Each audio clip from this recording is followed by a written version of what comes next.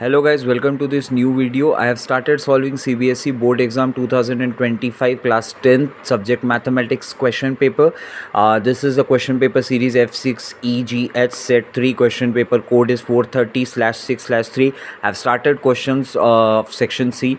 So the questions of section C, the 31st question, part B, it is an OR question. I have solved second part of that question. Find the zeros of the polynomial 2x square plus 7x plus 5 and verify its relationship with its zeros, and find the relationship between its zeros and the coefficient. Now solving this quadratic equation, I am getting its roots as x1 equals to minus 5 by 2 and x2 is equals to minus 1.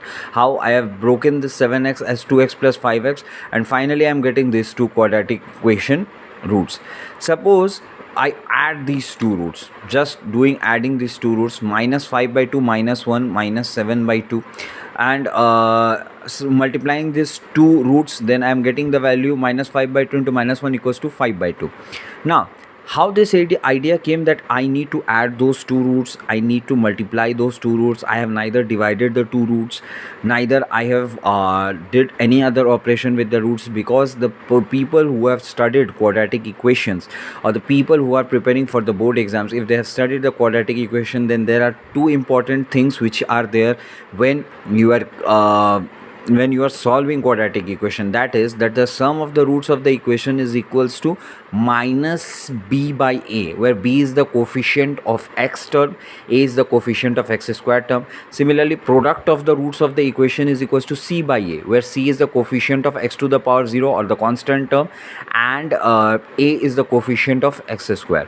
That's why I just added the two roots and multiplied the two roots. By the way, people who think why x1 and x2, so I've assumed that two roots of the equation, two roots of this equation are represented by x1 and x2. Suppose this equation is written in the form of ax square plus bx plus c.